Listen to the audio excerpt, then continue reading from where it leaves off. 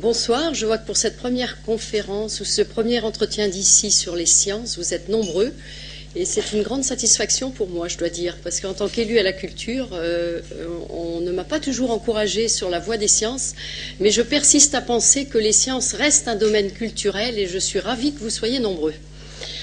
Alors, comment présenter Étienne Klein pour ce premier entretien d'ici, justement, qui est scientifique? Difficile de vous présenter parce que peut-on dire? Que vous êtes un scientifique philosophe, un philosophe des sciences, beaucoup de choses, je pense. Vous avez un parcours au départ classique, puisque vous intégrez une grande école, Centrale pour ne pas la nommer. Vous obtenez un doctorat de physique théorique. Vous participez à de grands projets scientifiques. Vous enseignez entre autres la physique quantique, sur laquelle vous publiez des ouvrages d'une limpidité étonnante, malgré la profondeur du sujet qui vous fascine probablement, si j'ose dire. On est en effet très loin de la mécanique classique, déterministe, puisqu'un nombre complémentaire, ce petit nombre que l'on peut appeler probabilité, précise ici le hasard. Vous êtes également un spécialiste du temps. On retrouve cette clarté dans vos nombreux ouvrages. Finalement, vous vous interrogez aussi sur la vérité de la science. Trouvez peut-être que les physiciens s'interrogent, eux, assez peu sur le sens profond de leurs découvertes et publiez une thèse de philosophie couronnée par l'Académie des sciences. Philosophe et scientifique, quel beau sujet. Vous espérez que la philosophie tisse des liens entre les disciplines, vous êtes favorable à une société de la connaissance plutôt que technologique, et nous sommes ravis de vous entendre parler de l'univers et de bien d'autres sujets peut-être. Cet univers a-t-il connu un instant zéro? C'était le thème de cette conférence. Vous avez les manettes principales. Bonjour à tous, bonsoir à tous. Merci pour cette présentation et surtout pour cette invitation. Je viens en voisin, donc je vais effectivement parler d'un sujet dont l'intitulé a été décidé il y a quelques semaines. Mais il y a une certaine actualité au Japon que vous connaissez. Peut-être avez-vous des questions à poser à la fin sur le nucléaire. Je ne suis pas compétent complètement sur les questions de sûreté des réacteurs à eau bouillante, comme c'est le cas pour les 3 réacteurs qui posent des problèmes au Japon en ce moment. Mais il y a quelques questions auxquelles je pourrais répondre, et si je ne sais pas y répondre, je vous le dirai. Mais je vais quand même traiter le sujet pour lequel nous étions convenus ensemble, qui est de savoir si l'univers a ou non connu un instant zéro. Et en préambule, je dirais que les physiciens ont 2 grands problèmes à résoudre, d'une façon générale. Le premier problème qu'ils ont à résoudre, c'est celui du lien qu'il y a entre les théories qu'ils construisent et la réalité physique. On a parlé de la physique quantique, on a parlé de la physique classique un petit peu tout à l'heure aussi. Vous avez entendu parler de la théorie de la relativité restreinte ou générale, et la question qu'on se pose, c'est est-ce que ces théories rencontrent la réalité? Est-ce qu'elles entrent en contact avec elle? Et si elles la touchent, est-ce qu'elles la touchent localement, globalement, ou est-ce qu'au contraire elles divaguent, disent n'importe quoi et nous font croire qu'elles ont raison? Et pour répondre à cette question, il faut faire des expériences, faire donc subir des tests aux idées ou aux prédictions que ces théories permettent de faire. Donc la physique quantique, par exemple, qui a été élaborée dans les années 20, a été testée de 1000 façons et n'a jamais subi la moindre contradiction avec l'effet de l'expérience, même quand ces prédictions sont tout à fait étonnantes. On peut dire la même chose de la théorie de la relativité. Mais comme vous le savez sans doute, il y a des théories qui sont en construction aujourd'hui et qui vont bien au-delà de ce que l'expérience permet de réaliser comme conditions physiques permettant de tester les théories. Et donc, on est obligé de trouver des stratagèmes permettant d'extraire de ces théories qui sont à l'ébauche des prédictions qu'on puisse tester par des observations astronomiques, par exemple, ou bien des expériences qu'on réalise avec des instruments qui sont de plus en plus complexes. Pour vous donner une illustration de ce que je suis en train de dire, peut-être avez-vous entendu parler du LHC, le collision du CERN, dans lequel on fait des collisions de protons à très haute énergie. En fait, c'est un instrument qui fait 27 km de circonférence, qui est situé à Genève, et plusieurs fois par tour, on fait subir à des protons des collisions extrêmement violentes qui recréent les conditions physiques de l'univers primordial, Mais les protons qui sont engagés dans ces expériences ont une énergie qui est l'énergie d'un moustique en vol. Alors en termes techniques, ça veut dire qu'ils ont une énergie de quelques téraélectronvolts, quelques milliers de milliards d'électronvolts. Bon, évidemment, c'est beaucoup parce que dans ce cas, toute l'énergie est concentrée sur un proton individuel. Alors que dans un moustique, l'énergie, elle est distribuée sur les milliards et milliards d'atomes qui constituent le moustique. Donc dans le cas du proton du LHC, l'énergie est concentrée sur un volume qui est très petit. Mais nos théories physiques, en tout cas certaines qui sont à l'ébauche et qui vont bien au-delà de ce que l'expérience nous indique, permettent de décrire ce qui s'est passé lorsque l'énergie des particules était non pas égale à celle d'un moustique en vol, mais celle d'un TGV en circulation. Et donc ça vous donne un peu la distance en ordre de grandeur qu'il y a entre les énergies qu'on peut réaliser en laboratoire et celles qu'envisagent les théories qui sont à l'ébauche. Et donc ces théories mettent en scène des conditions physiques qui sont aujourd'hui inaccessibles à l'expérience, et donc se pose la question de savoir si ce sont des métaphysiques mathématiques ou est-ce que ce sont d'authentiques théories qui pourront un jour rencontrer une caution venant de l'expérience. Alors, c'est une question très compliquée, hein, celle du lien entre théorie physique et réalité physique. Notamment parce que certaines idées naïves ont été démenties par l'histoire. En général, quand on voit qu'il y a une contradiction entre une théorie physique et des faits, on a tendance à dire que ce sont les faits qui, par essence, ont toujours raison. Et donc, s'il y a une contradiction entre la théorie et les faits, c'est que la théorie est fausse. Et ça, c'est une idée dangereuse. Un philosophe des sciences que j'aime beaucoup, qui s'appelle Alexandre Koyré, disait le pari de la physique moderne, c'est celle qui commence avec Galilée, c'est d'expliquer le réel empirique par l'impossible. Le but, c'est d'expliquer ce qui nous entoure, les phénomènes auxquels nous assistons, à partir de lois physiques, dont l'énoncé, lorsqu'on l'entend pour la première fois, nous semble absurde. Et l'exemple que donne Koyré, c'est celui de la chute des corps. Si vous faites des expériences de chute des corps, en prenant des corps massifs et d'autres moins massifs, que vous laissez tomber en même temps, vous verrez bien que les corps les plus massifs touchent le sol avant les corps les plus légers. Et ça, on le sait depuis des millénaires. Aristote a théorisé la chose dans sa physique et a abouti à la loi selon laquelle la vitesse de chute d'un corps est d'autant plus rapide que sa masse est élevée. Et ça, c'est l'observation,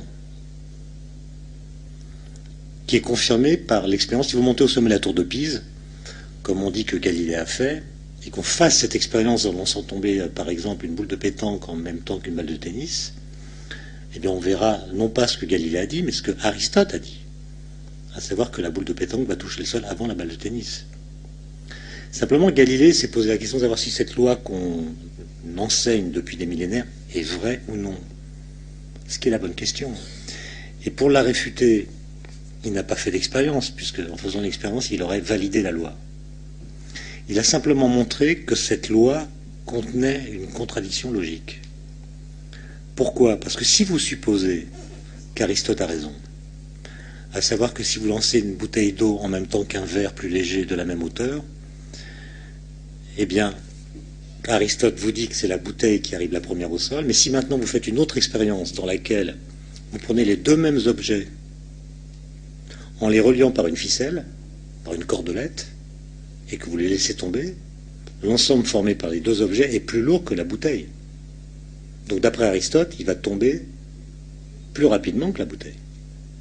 Mais comme le verre tombe moins vite que la bouteille, il va faire parachute, la corde va se tendre, et l'ensemble formé par les deux va tomber moins vite que la bouteille toute seule. Et donc vous avez deux contradictions, enfin deux conclusions qui sont contradictoires l'une avec l'autre, et la seule façon de résoudre la contradiction, c'est de dire que tous les corps tombent à la même vitesse, indépendamment de leur masse. Ce qui est contraire à l'observation.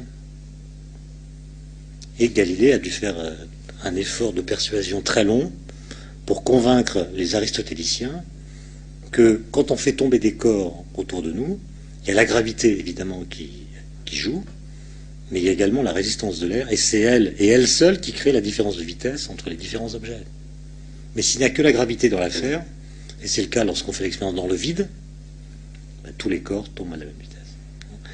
Et donc on a un exemple de loi qui semble contredire l'observation, alors que c'est l'observation qui, en l'occurrence, a été interprétée d'une façon naïve, et c'est les faits qui ont été critiqués en fait par la théorie. Vous pourriez penser que cette histoire que je raconte est très ancienne, mais en réalité, on continue à travailler avec cette idée. J'ai pas le temps vraiment de développer, mais cette machine dont j'ai parlé, le LHC, elle essaie de résoudre une question qui se pose depuis une quarantaine d'années concernant l'origine de la masse des particules. C'est-à-dire, voilà, d'après nos équations, d'après notre théorie, les particules ne doivent pas avoir de masse. Les équations prédisent qu'il est beaucoup plus naturel que toutes les particules soient sans masse. Or, la mesure nous dit le contraire. Elle nous dit qu'effectivement, certaines particules n'ont pas de masse, comme le photon, ou d'autres qu'on appelle les gluons, etc. Mais la plupart des autres particules, enfin toutes les autres, ont une masse non nulle. Donc là encore, il y a une contradiction entre ce que disent les équations et ce que dit la mesure ou l'observation. Et là encore, on a eu des gens qui ont dit ben, c'est la preuve que les équations sont fausses. Et un petit nombre de physiciens se sont dit mais c'est peut-être la notion de masse que nous avons mal comprise. De la même façon qu'au temps de Galilée, on avait mal compris ce qu'on appelle une chute des corps. Et on est en train de tester l'idée que la masse des particules, en fait, ne leur appartient pas en propre. Donc que les équations ont raison, en fait, que les particules n'ont pas de masse, mais que nous avons l'impression qu'elles en ont une parce qu'elles interagissent avec le vide. Vide qui n'est pas vide, qui contient des particules qu'on appelle des bosons de Higgs. Et ce sont les interactions entre ces particules sans masse et les bosons de Higgs qui créent l'impression que nous avons que les particules sont massives. Vous voyez qu'il y a un lien direct entre Galilée et la période actuelle. Galilée explique la différence de vitesse de chute en invoquant l'interaction avec l'environnement, l'air, et nous on explique la différence de masse entre les différentes particules par l'interaction qu'elles ont avec le vide quantique, donc leur environnement, entre guillemets. Donc vous voyez, cette question, lien entre théorie et réalité, est beaucoup plus subtile qu'on pourrait imaginer au premier abord en disant, voilà, s'il y a une contradiction entre la théorie et les faits, c'est que les théories sont fausses.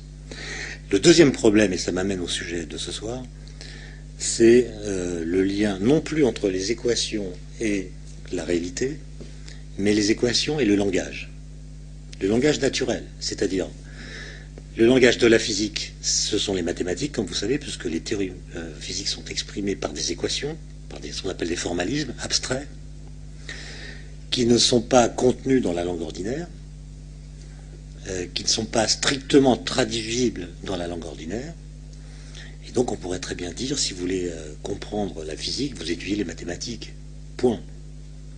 Mais on ne peut pas obliger chacun d'entre nous à faire cet effort.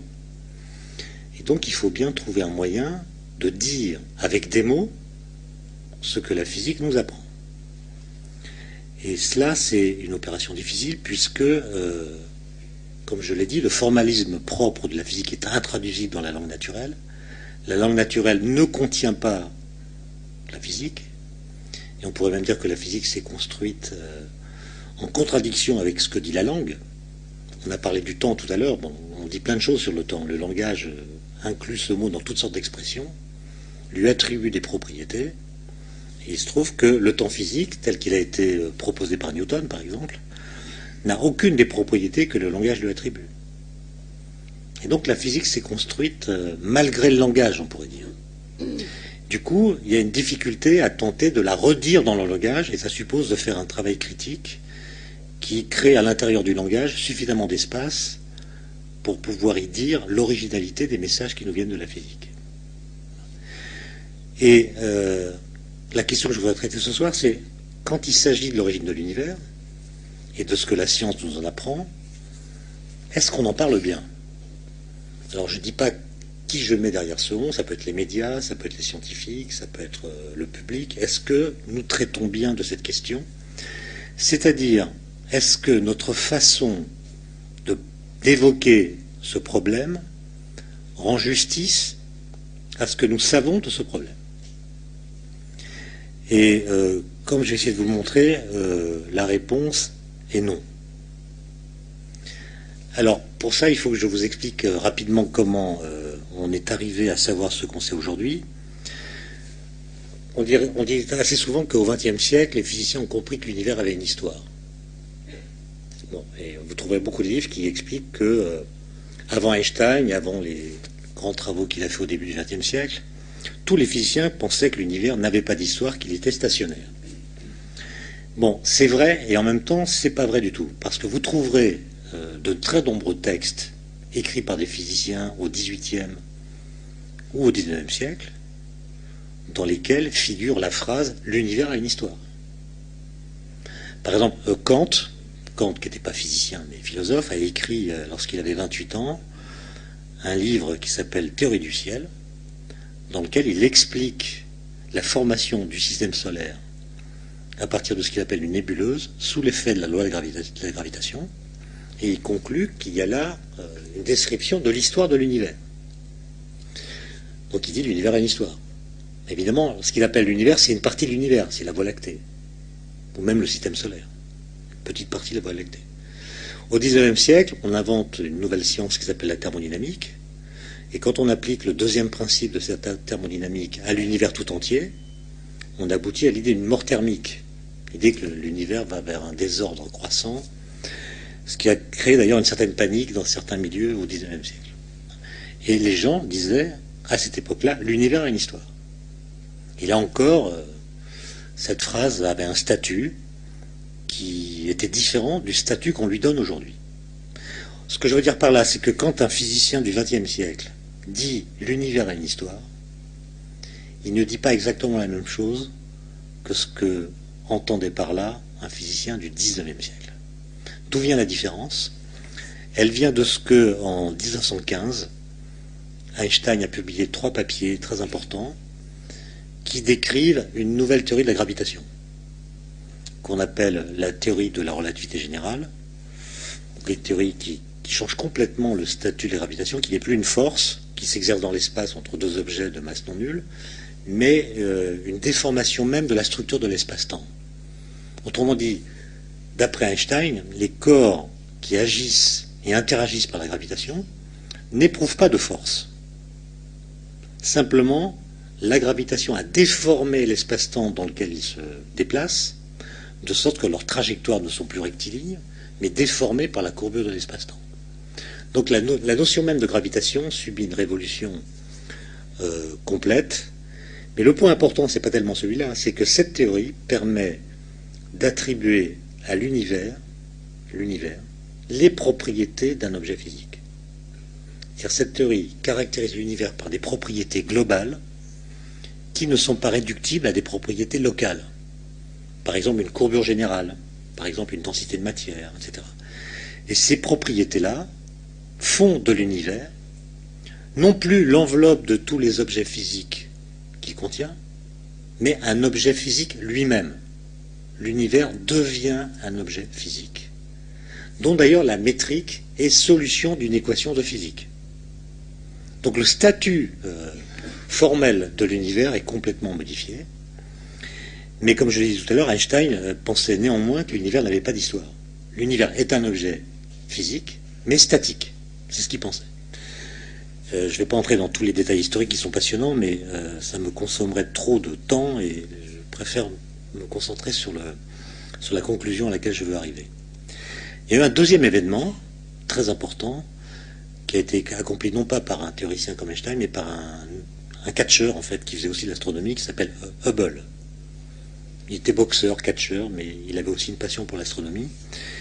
Et il a fait des observations dans les années 20 avec le télescope du mont Wilson aux États-Unis, qui était le plus puissant de l'époque, avec le plus gros diamètre. Et il a vu que les galaxies, qu'on appelait plutôt des nébuleuses à l'époque, s'éloignent les unes des autres au cours du temps, d'autant plus rapidement qu'elles sont plus éloignées les unes des autres. Et Hubble interprétait ce résultat comme étant le fait que les galaxies bougent dans l'espace et se fuient les unes les autres, d'autant plus rapidement qu'elles sont plus éloignées les unes des autres. Donc pour lui, il y avait une espèce d'espace statique au sein duquel les galaxies se déplaçaient. Et on a parlé à ce moment-là d'expansion de l'univers. Le problème, c'est que si vous interprétez ces données expérimentales, non plus comme le faisait Hubble, de la façon que je viens de rappeler, mais à partir des équations d'Einstein de la relativité générale, vous avez une interprétation qui est complètement différente. Vous ne dites plus les galaxies se déplacent dans l'espace à des vitesses de plus en plus grandes quand leur distance mutuelle augmente. Vous dites les galaxies sont immobiles, mais l'espace qui les sépare se dilate. C'est pas du tout la même chose. Donc dans cette interprétation relativiste de l'expansion de l'univers, les galaxies sont statiques dans un espace qui ne l'est pas. D'où l'apparent déplacement que nous observons. Et lorsque vous mettez ces deux résultats ensemble, disons cette conquête théorique et ces résultats observationnels, d'autre part, et que vous déroulez le film à l'envers, vous constatez que si le film se déroule à l'envers, si vous allez dans le sens inverse du temps, eh bien les galaxies se rapprochent les unes des autres. Et la loi de Hubble est telle que si vraiment vous extrapolez dans le passé le plus lointain, alors vous ne le faites plus par l'observation, mais par les équations d'Einstein. Vous regardez comment les équations et l'univers qu'elles décrivent évoluent lorsque le temps va de plus en plus loin vers le passé. Et là, vous tombez sur un univers qui est de plus en plus petit, de plus en plus chaud et de plus en plus dense. Et même si vous tirez l'extrapolation à l'extrême, vous aboutissez à un univers ponctuel. Alors ponctuel, ça ne veut pas dire qu'il arrive à l'heure, ça veut dire qu'il a la taille d'un point, un volume nul. Donc je dis ça parce que des étudiants voilà, l'univers ponctuel, ça veut dire qu'il arrive à l'heure. Bon. Donc il a un volume nul, une température infinie et une densité d'énergie infinie. Donc les équations d'Einstein appliquées à l'évolution passée de l'univers aboutissent à l'idée d'une singularité initiale, donc d'un instant zéro, si vous préférez, de volume correspondant à un volume nul pour l'univers, une température infinie et une densité infinie. C'est ce qu'on a appelé une singularité initiale, et on lui a donné un nom, Big Bang, dans des conditions assez intéressantes. C'était une émission de la BBC en 1949, à laquelle était invité un astronome qui s'appelle Fred Hoyle, qui était un adversaire de ces modèles théoriques, qu'on appelait à l'époque les modèles d'évolution dynamique de l'univers. Et comme il voyait bien que les journalistes qui l'interrogeaient, et donc sans doute les auditeurs qui l'écoutaient, ne comprenaient pas ce qu'il était en train de dire, il a trouvé une formule choc pour décrire ces théories en parlant de Big Bang. Et cette expression a fait bingo, les scientifiques l'ont reprise à leur compte, et depuis 1950, on parle de théorie du Big Bang pour évoquer cette singularité initiale, qu'on a vite interprétée parce que notre culture occidentale promeut l'idée que l'univers a été créé, on l'a identifié à l'origine du monde. Et on a dit, voilà, les scientifiques ont mis la main sur le Big Bang, c'est-à-dire sur l'apparition de tout ce qui existe, le temps, l'énergie, la matière, le rayonnement, etc. Et ça a déclenché tout un questionnement métaphysique très intéressant, du genre qu'est-ce qu'il y avait avant l'instant zéro, qu'est-ce qui a pu faire office d'allumette cosmique, est-ce qu'une puissance transcendante est intervenue dans l'histoire, comment l'univers a-t-il pu être créé à partir de rien, etc., etc. Des questions qui sont passionnantes, je ne dis pas qu'il faut les abandonner parce qu'elles font progresser la réflexion. Mais ce que je vais essayer de vous montrer, c'est que ces questions sont prématurées. Et ça, j'ai pas l'impression que ça soit très souvent dit. Il y a 3 semaines, par exemple, Benoît XVI est intervenu au Vatican pour commenter le livre d'Hawking, comme si la question de l'origine de l'univers demeurait un point de concurrence entre la science et la religion. Et déjà en 1992, lorsque Stephen Hawking avait rendu visite au Vatican au pape précédent, Jean-Paul II, on raconte que leur entretien s'est conclu de la façon suivante.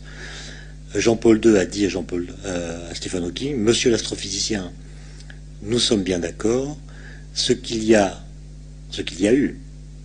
Après le Big Bang, c'est pour vous. Ce qu'il y a eu avant, c'est pour nous. Une espèce de répartition des rôles, avec la physique qui s'occupe de tout ce qui est immanent, et la religion de tout ce qui s'occupe de tout ce qui est transcendant. Et là, il y a une forme de naïveté, si vous voulez. Naïveté qu'il faut avoir en tête pour comprendre les enjeux des recherches qui sont aujourd'hui menées en cosmologie. Alors pourquoi est-ce que ces questions sont prématurées? Pour une raison très simple.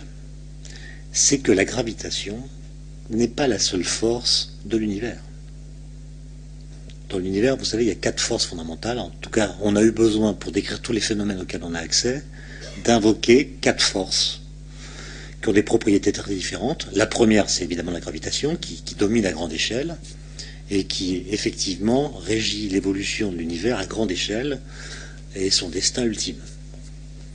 Mais il y a d'autres forces, comme la force électromagnétique, qui existe également, et puis surtout 2 forces nucléaires. L'une qu'on appelle la force nucléaire faible, qui est responsable par exemple de la radioactivité bêta, quand un neutron se transforme en proton dans un noyau, par exemple avec l'émission d'un électron. Et puis l'autre force nucléaire qu'on appelle l'interaction nucléaire forte, qui maintient très solidement liés les uns aux autres les protons et les neutrons dans les noyaux d'atomes. Eh bien ces 3 forces, ne sont pas décrites par la relativité générale, qui, au contraire de son appellation, n'est pas générale, mais est au contraire une théorie spécifique de la gravitation. La relativité générale est une théorie spécifique de la gravitation, et seulement de la gravitation. De sorte que quand vous remontez dans le temps, comme on le faisait dans les années 50, à partir de modèles cosmologiques qui n'intégraient que la gravitation, et aboutissaient à cet instant zéro correspondant à la singularité initiale que j'ai évoquée, avant d'atteindre cet instant zéro, l'univers que vous extrapolez dans vos équations rencontre des conditions physiques correspondant à des situations où les particules ont beaucoup plus d'énergie que dans l'univers actuel, ont même beaucoup plus d'énergie que celle qu'on donne aux protons du LHC, et subissent des interactions autres que la gravitation, qui sont au moins aussi intenses que la gravitation. De sorte que si vous voulez décrire cet univers primordial, il vous faut disposer d'une théorie qui est capable de décrire en même temps la gravitation, la force électromagnétique, la force nucléaire faible, la force nucléaire forte. Parce que ce qu'on faisait dans les années 50 correspond à une extrapolation qui est mathématiquement légitime. Les équations convergent bien vers une singularité, mais physiquement fausse, puisque la description qui est donnée de l'univers à cette époque-là est incomplète. Elle ne dit pas tous les phénomènes qui se déroulent à cette époque-là dans l'univers. Okay ? Et peut-être savez-vous que le moment à partir duquel les équations de la relativité générale deviennent inadaptées pour décrire l'univers, c'est ce qu'on appelle le mur de Planck. Le mur de Planck, c'est un moment de l'histoire de l'univers en deçà duquel toute description légitime de ce qui se passe doit intégrer les 4 forces en même temps. Tout simplement parce que ces 4 forces agissent dans cet univers. Bon, alors, à cette étape de mon raisonnement, l'honnêteté intellectuelle consiste à dire, voilà, nous savons calculer, plutôt nous savons raconter l'histoire qui nous sépare du mur de Planck. Cette histoire a duré 13,7 milliards d'années. En fait, on est très précis à partir du moment où l'expansion a suffisamment refroidi les particules pour que leur énergie soit de l'ordre de celle d'un moustique en vol, puisqu'on a des expériences qui recréent les conditions physiques de cette époque-là. Donc entre le moment où les particules avaient l'énergie d'un moustique et aujourd'hui, on sait décrire toute l'histoire, la formation des galaxies, des étoiles, etc. Entre le moment où elles avaient l'énergie d'un TGV et l'énergie d'un moustique, ça n'a pas duré longtemps, hein, quelques fractions de secondes. Là, on n'a pas d'expérience, mais on a des idées, on a des théories physiques qui décrivent cette phase. Et puis, en amont du mur de Planck, à l'étape de mon raisonnement, on ne peut rien dire. Donc l'honnêteté, c'est de dire, avant le mur de Planck, la seule chose qu'on puisse faire, c'est se taire. Et non pas parler d'une singularité, ou d'une origine, ou d'un instant zéro. Mais évidemment, des gens cherchent un formalisme ou une théorie qui soit capable de décrire en même temps les cas de force. C'est une vieille question qui a commencé de se poser dans les années 70. Au début, les gens avaient tenté des démarches assez naïves qui visaient justement à quantifier la gravitation, c'est-à-dire à rendre la physique quantique qui décrit les trois forces qui ne sont pas dans la relativité générale et la relativité générale, je ne l'ai pas dit, mais les trois forces nucléaires, les deux nucléaires et électromagnétiques sont aujourd'hui décrites dans un cadre formel qu'on appelle la théorie quantique des champs, donc c'est la physique quantique si vous voulez, qui permet d'associer à chacune de ces forces un groupe de symétrie mathématique, et à partir de cette donnée, on a un formalisme unique qui permet de connaître les caractéristiques de chacune des interactions. Donc, on pourrait dire que les trois forces que j'ai évoquées sont unifiées d'un point de vue théorique, au sens où elles sont décrites mathématiquement par des concepts analogues. Mais la physique quantique qui contient ces concepts, si vous voulez, repose sur des principes qui sont contradictoires avec ceux de la relativité générale. Par exemple, en physique quantique, l'espace-temps, c'est un espace-temps rigide et plat. Plat, ça veut dire sans courbure. En fait, c'est l'espace-temps de la relativité restreinte. C'est un espace-temps qui est une sorte d'arène fixe au sein de laquelle se déroulent les phénomènes. Alors que l'espace-temps de la relativité générale qui décrit la gravitation, il est lui-même un objet physique, comme je l'ai dit, et il est souple et dynamique. C'est-à-dire, il change de métrique ou de forme, si vous préférez, de topologie, lorsque les objets qu'il contient se déplacent. Donc ce n'est pas un objet rigide, c'est un objet souple et dynamique, comme je viens de le dire. Et donc l'espace-temps de la relativité générale n'est pas le même que celui de la physique quantique. Et donc quand vous voulez franchir le mur de Planck, mais il faut le faire avec un certain espace-temps. Lequel vous prenez? Là, il y a des débats, il y a pas mal de tentatives qui ont été faites dans les années 70. Toutes ont échoué, dès lors qu'elles partaient de l'idée que l'espace-temps était analogue à celui qu'on connaissait déjà. Et comme elles ont échoué, les gens se sont dit, on va jouer le tout pour le tout, c'est-à-dire on va faire des hypothèses très audacieuses pour essayer de trouver une solution. Alors parmi les hypothèses audacieuses, il y a celle qui consiste à imaginer que l'espace-temps n'a pas 4 dimensions, mais plus, par exemple 10 ou 26, où il y a un certain nombre de nombres comme ça qu'on appelle des nombres magiques, qui sont envisageables quand on essaie d'augmenter le nombre de dimensions de l'espace-temps, ou bien on va dire qu'il y a des symétries cachées qu'on ne connaît pas, comme la supersymétrie, enfin bref. Ou bien on va faire des hypothèses radicales, du genre les particules ne sont pas des objets ponctuels, mais si on pouvait les regarder avec un microscope très puissant, ce seraient des espèces de cordes, ouvertes ou fermées, donc certaines avec 2 extrémités, d'autres sans extrémités, elles formeraient des boucles, des cordes qui seraient capables de se déplacer à la vitesse de la lumière, de vibrer à la vitesse de la lumière, certaines seraient capables d'aller voyager dans des dimensions supplémentaires d'espace-temps, d'autres seraient confinées dans notre espace-temps à 4 dimensions, bref. Voilà des idées qui sont discutées. Les dernières que j'ai évoquées constituent ce qu'on appelle la théorie des supercordes, que peut-être vous avez entendu citer ici ou là. Et avec ces théories, dont on ne sait pas si ce sont les bonnes, parce qu'on n'a pas pu les tester, parce qu'on manque d'énergie, on arrive à franchir le mur de Planck. Par exemple, sans savoir si on le franchit bien. C'est-à-dire sans savoir si on le franchit comme l'univers l'a franchi. Mais je vais vous donner un exemple, qui vient justement de la théorie des cordes. La théorie des cordes, je l'ai dit à l'instant, on n'a pas pu vraiment la tester, même si on a des arguments pour penser qu'il y a dedans des choses intéressantes. On a du mal à en extraire des prédictions correspondant à des situations qu'on peut tester en laboratoire. Mais il y a une chose qui est sûre, c'est que si la théorie des cordes est vraie, il existe une température maximale possible dans l'univers. Ça veut dire quoi? Ça veut dire qu'en tout point de son histoire, qu'elle soit passée ou future, et en tout point de son espace, la température de l'univers ne peut pas excéder une certaine valeur, qui est évidemment très grande, mais qui est finie, qui n'est pas infinie, je veux dire. Ça, c'est une conclusion, c'est une prédiction très ferme de la théorie des cordes.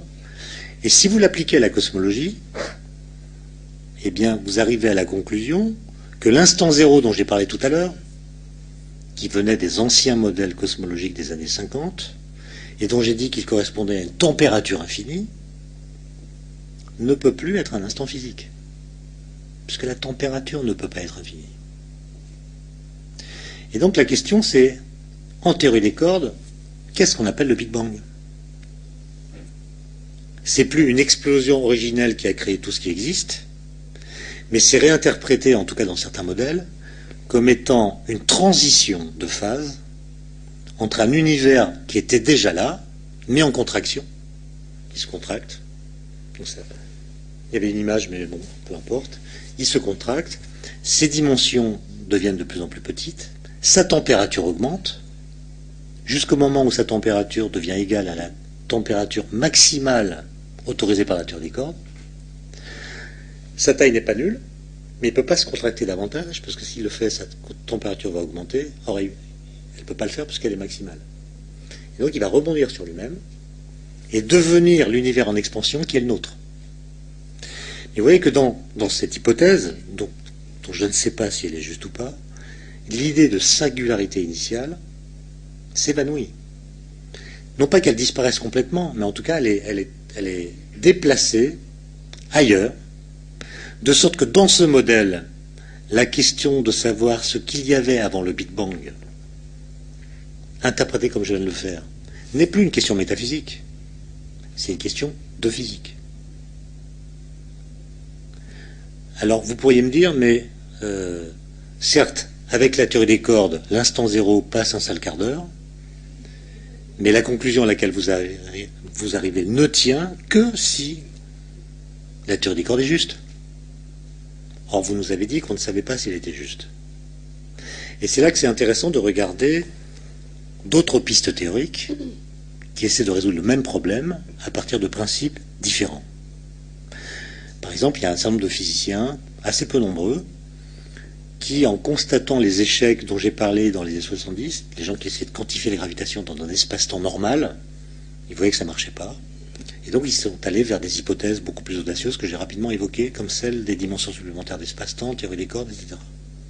Il y a des physiciens qui ont dit, il y a un truc qu'on n'a pas regardé, c'est l'hypothèse que l'espace-temps ne serait pas continu, mais granulaire. Et au lieu de considérer que l'espace-temps est continu, lisse si vous préférez, pourquoi ne pas imaginer qu'il est structuré en réseau de points, ce qu'on appelle une structure granulaire. Il est discontinu, discret, comme disaient les physiciens. On peut regarder cette hypothèse. Et ça a été le travail de gens comme Carlo Rovelli, H.T. Carr et quelques autres, qui ont fait une théorie qui n'est pas une théorie du tout, c'est-à-dire c'est pas une théorie qui essaie d'unifier les quatre forces, mais c'est une théorie qui essaie de rendre la gravitation et la physique quantique compatibles. Et cette théorie s'appelle la théorie de la gravité quantique à boucle. Je ne vais pas en donner les détails, mais simplement vous dire que si on applique cette théorie, selon laquelle finalement l'espace-temps est structuré en petits volumes qui ne peuvent pas être arbitrairement petits. C'est une théorie qui dit qu'il n'y a pas de volume nul, par exemple. Tout volume dans l'espace-temps, ou dans l'espace, est un multiple entier d'un volume élémentaire qui n'est pas nul. Comme en physique quantique, il y a toujours une quantification des grandeurs. Là, c'est pour le volume que ça joue. Tout volume est un multiple entier d'un volume minimal qui n'est pas nul.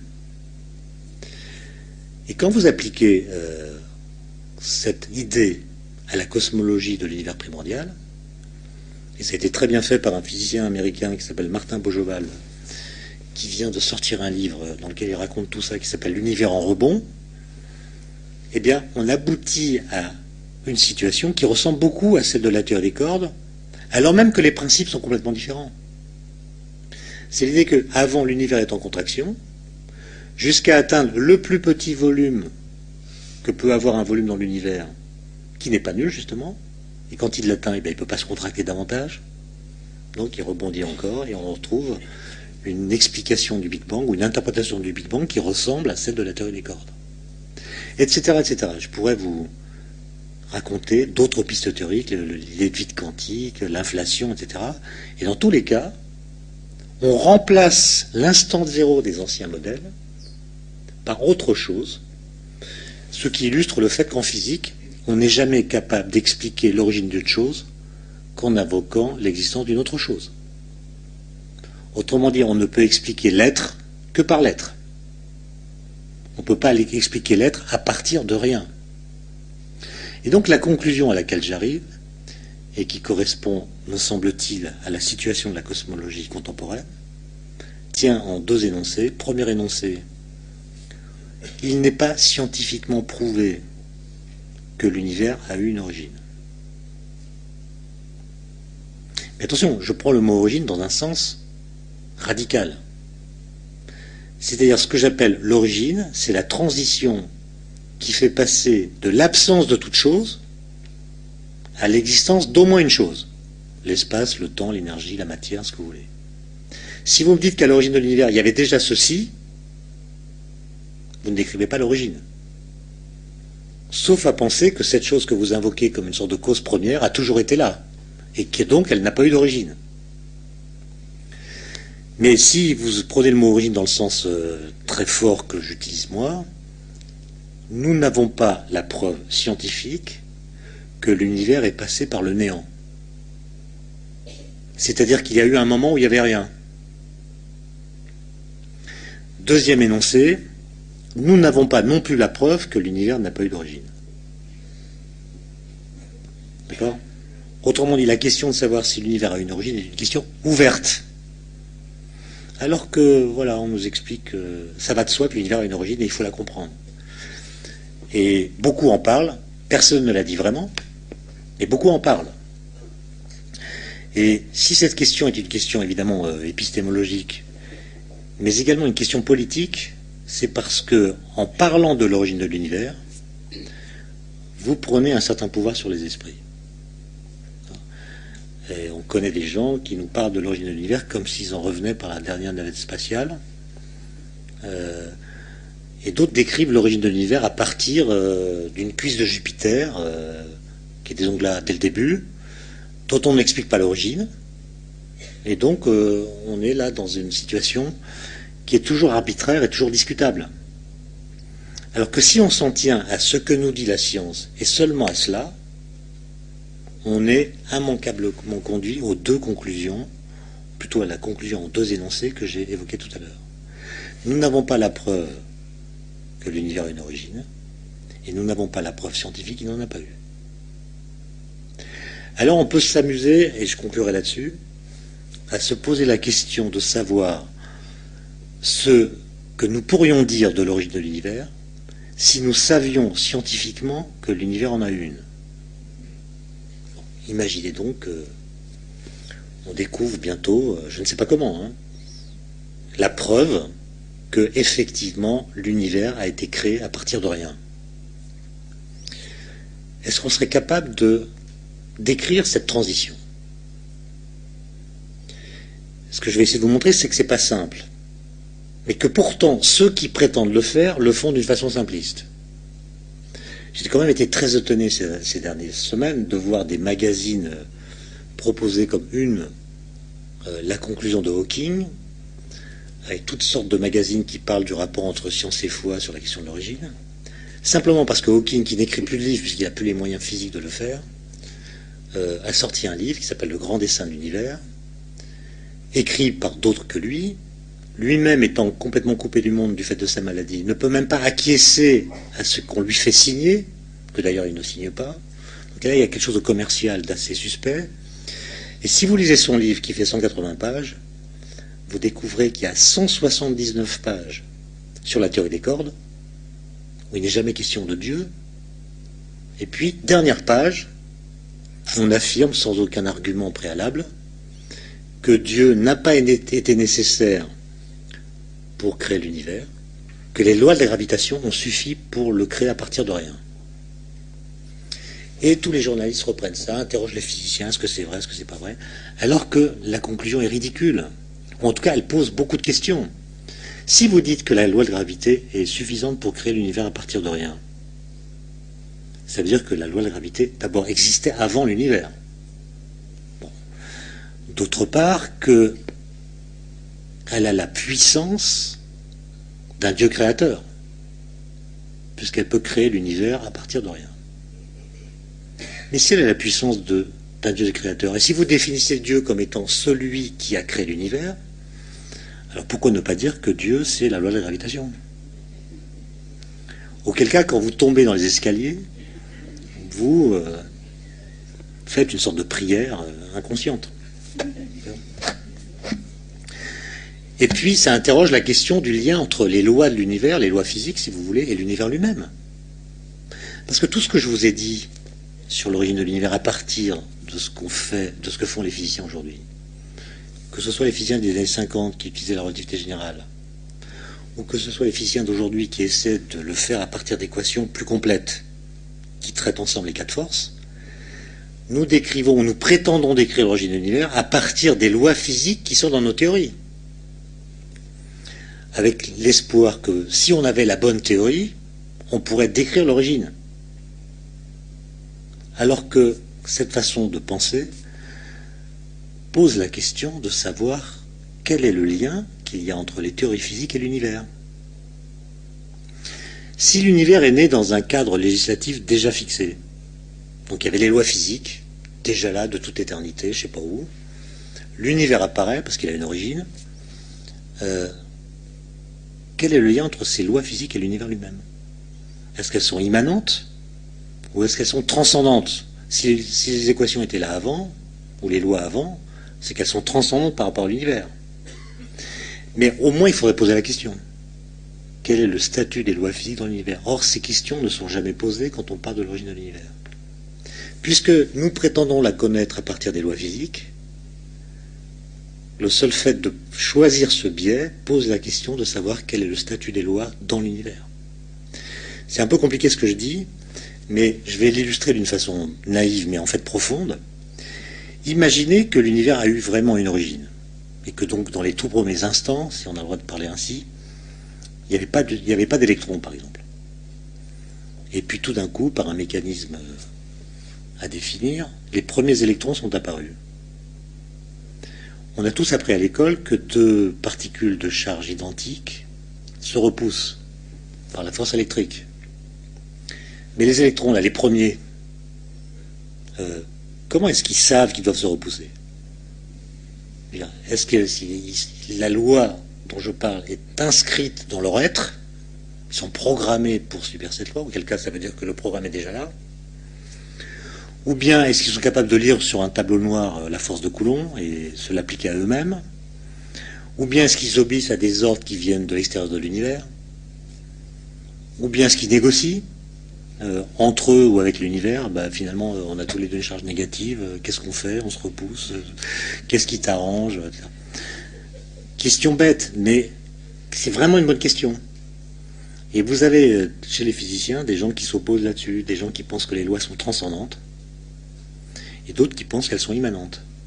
Certains même, comme Lee Smolin, qui pensent que les lois physiques évoluent au gré de l'univers. Et même se structurent à mesure que l'univers a besoin de ces lois pour gérer son contenu. Par exemple, Lee Smolin pense qu'avant l'apparition de l'électron, il n'y avait pas de loi de l'électromagnétisme. Et puis les électrons apparaissent, l'univers se dit mais qu'est-ce que je vais faire avec ces trucs?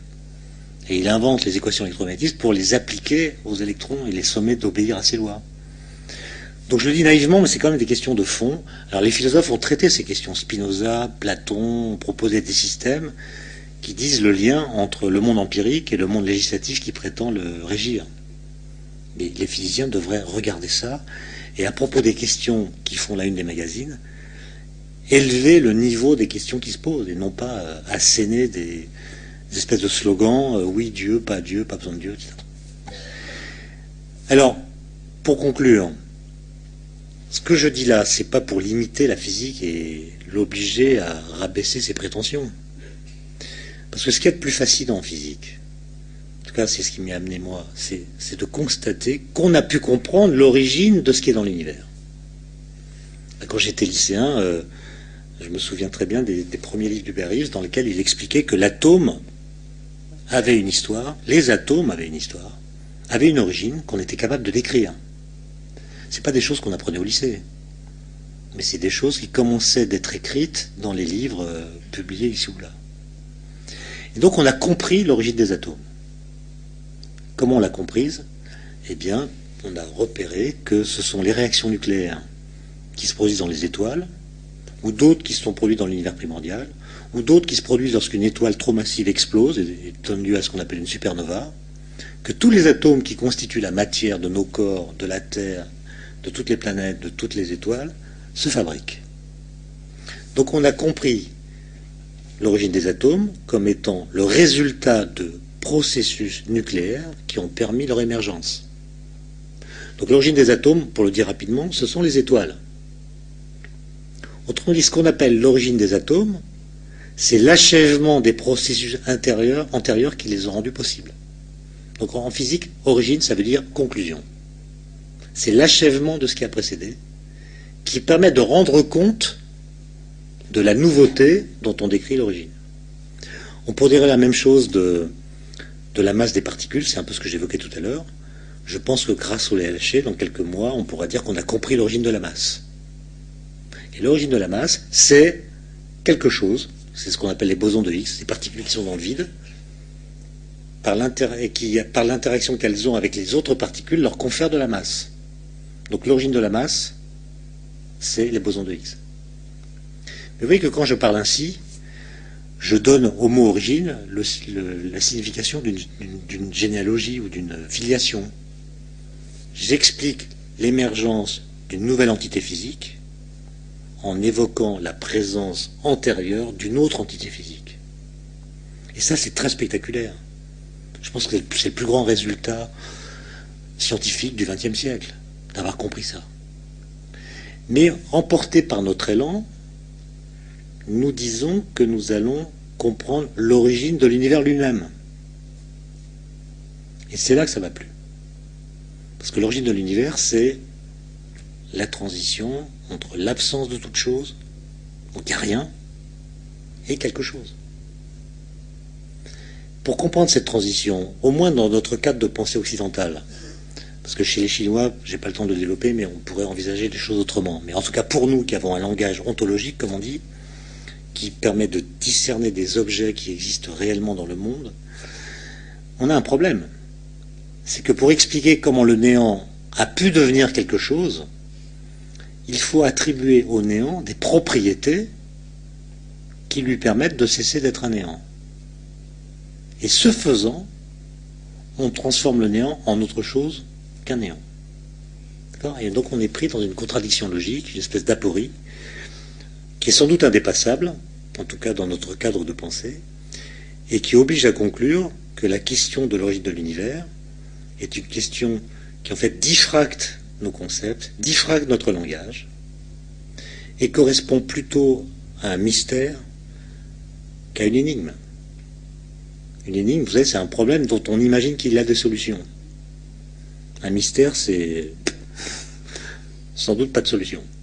Et moi, je pense que si on veut bien parler de la science, qu'il s'agisse de la cosmologie, comme je viens de le faire, qu'il s'agisse du nucléaire, qu'il s'agisse des nanosciences ou d'autres choses, il ne faut pas faire de publicité mensongère. Il ne faut pas faire ce que les Américains appellent du hype. Hype, c'est hyper, c'est constamment promettre. Promettre que bientôt, grâce au satellite Planck ou LHC, on comprendra l'origine de l'univers. Il me semble que la science est suffisamment attrayante et intéressante pour qu'on n'ait pas besoin d'en rajouter. Et qu'on peut tout à fait présenter ces résultats sans systématiquement les associer à des promesses métaphysiques. Voilà ce que je voulais vous dire.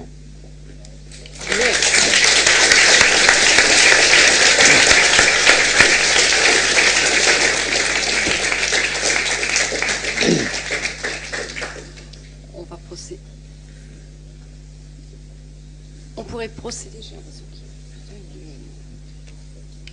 On va procéder à quelques questions dans la salle, si vous le souhaitez. Je voudrais vous signaler que cette conférence étant filmée, vous êtes susceptible d'être filmé en posant une question.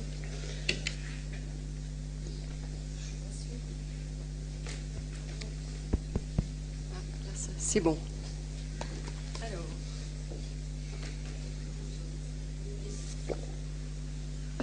Ce que vous avez dit sur le statut des lois physiques me fait penser à ce que Nietzsche disait sur la science, sur les scientifiques, où il disait que la science, le mode de pensée de la science, c'est un peu comme la religion, c'est-à-dire qu'on recherche des lois cachées. Ça me fait penser à ça. Moi, j'aime beaucoup Nietzsche, hein, mais si vous voulez, il y a quand même une efficacité des lois qui est absolument incroyable. C'est-à-dire la question qui est posée par Nietzsche, mais je pense qu'il faut rester à la question posée plutôt que tenter d'y répondre pour l'instant, c'est la question du lien entre les lois physiques et les phénomènes. Il y a déjà un problème qui vient du fait que l'univers évolue, comme vous savez. L'univers évolue. Or, les lois n'évoluent pas. Nous pensons que les lois n'évoluent pas. C'est-à-dire que, quand je parle des lois, je parle des lois, je parle pas des lois de la physique, je parle des lois physiques. C'est-à-dire des vraies lois, celles qu'on cherche. On pense que ces lois n'évoluent pas. L'univers, lui, évolue. Et d'ailleurs, ça a créé un problème, parce que quand on a compris que l'univers évoluait, ça a surpris beaucoup Einstein, parce qu'Einstein, lui, pensait, comme je viens de le dire, que les lois n'évoluent pas, et donc si les lois n'évoluent pas, l'univers régi par ces lois ne peut pas évoluer. Et ce qu'on a compris finalement, c'est que ce qui évolue lorsque l'univers évolue, ce ne sont pas les lois physiques, mais les conditions physiques. Les conditions physiques. Dans le passé, l'univers était plus chaud, plus dense, mais les lois physiques étaient les mêmes. Mais comme la température, l'énergie était plus élevée, il se produisait dans cet univers à ce moment-là des phénomènes physiques qui ne sont plus possibles aujourd'hui parce que l'univers s'est refroidi. Et donc il n'y a plus assez d'énergie pour produire certains phénomènes. Du coup, ça revient à dire que lorsqu'on fait des collisions de particules, comme celle que j'ai décrite tout à l'heure à propos du LHC, en fait on recrée dans un petit volume, par des collisions qui déposent beaucoup d'énergie, les conditions physiques, très haute température, très haute densité, qui étaient celles de l'univers primordial. Et comme les lois physiques de l'époque sont les mêmes qu'aujourd'hui, on verra aujourd'hui les phénomènes de cette époque. À l'époque, il n'y avait personne pour les observer. Aujourd'hui, on a des détecteurs qui permettent de comprendre, de voir les trajectoires des particules qui sont créées par ces collisions. Et on pourrait dire que c'est une hypothèse métaphysique, c'est ce que dit Nietzsche. Mais en réalité, ce principe d'invariance des lois physiques, il a comme conséquence la conservation de l'énergie. Donc en fait, à chaque fois que vous invoquez la loi de conservation de l'énergie, c'est-à-dire l'idée qu'on ne peut pas créer de l'énergie à partir de rien, on ne peut que la transformer à partir d'une autre forme d'énergie, eh bien vous implicitement, vous utilisez l'idée que les lois physiques ne changent pas. Et donc, il y a cette question qui est les lois physiques n'évoluent pas dans un univers qui évolue. Est-ce à dire qu'elles ont un statut à part? Et si elles ont un statut à part, comment gardent-elles leur pouvoir d'action sur l'univers lui-même?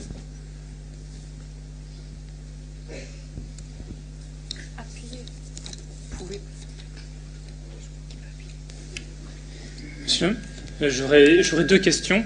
La première, est-ce que dans votre réflexion sur les liens entre le monde physique, entre le monde et les lois physiques, est-ce que vous imaginez qu'il puisse y avoir des lois qui ne soient pas mathématiquement modélisables?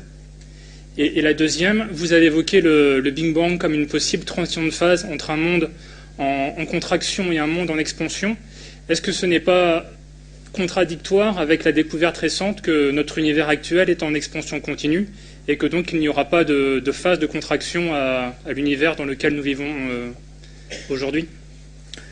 Bon, merci pour ces deux questions. La première, moi j'ai jamais pensé que la physique pouvait décrire l'univers tout entier. La physique ne décrit que les processus physiques, qui sont mathématisables pour autant qu'on puisse le savoir. C'est-à-dire qu'il y a une efficacité de la démarche initiée par Galilée qui est spectaculaire. Les lois physiques s'expriment par des équations. Et on a même pu, au XXe siècle, prédire l'existence de nouvelles sortes d'objets physiques à partir d'arguments mathématiques. C'est-à-dire les mathématiques en physique, c'est pas simplement un moyen de décrire de façon synthétique la régularité des phénomènes autour de nous, c'est aussi ce qu'on pourrait appeler un treuil ontologique. C'est-à-dire qu'on est capable de prédire l'existence de nouvelles sortes d'objets physiques qu'on n'a jamais vus à partir d'arguments mathématiques. On a commencé avec le photon, le neutron, le neutrino, l'antimatière, les bosons intermédiaires et aujourd'hui le boson de Higgs.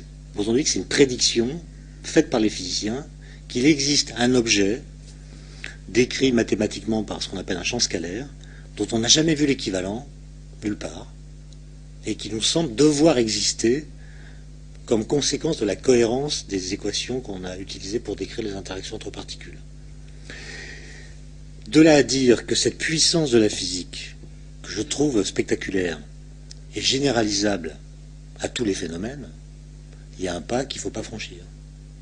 Moi, je pense que, si vous voulez, que la physique, elle est devenue efficace le jour où elle a limité ses ambitions.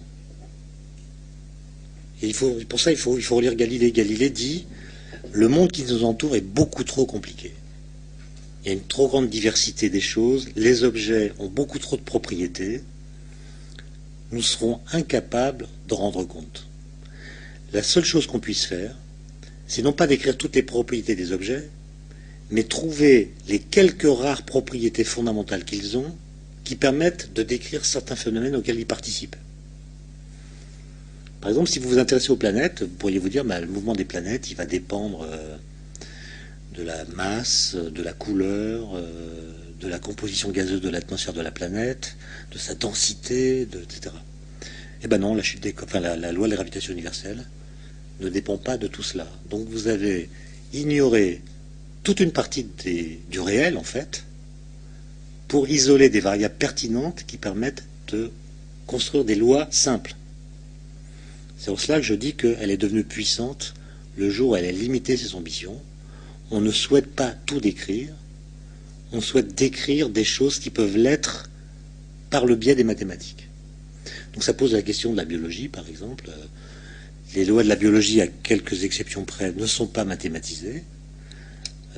Est-ce à dire que la biologie n'est pas réductible à la physique et qu'il y a en fait des lois biologiques qui ont une autre forme et qui viennent se surajouter aux lois physiques, ou est-ce qu'au contraire la biologie n'est qu'une expression que nous ne savons pas décrire des principes que la physique a déjà isolés?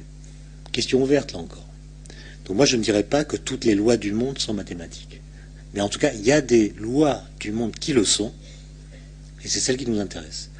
On ne peut pas comprendre le fait que la mécanique quantique dont j'ai parlé, ou la relativité dont j'ai également parlé, n'ait jamais été démentie par une seule expérience depuis quasiment un siècle, si on n'admet pas que cette efficacité-là est liée au fait que ces théories entrent en contact avec le réel.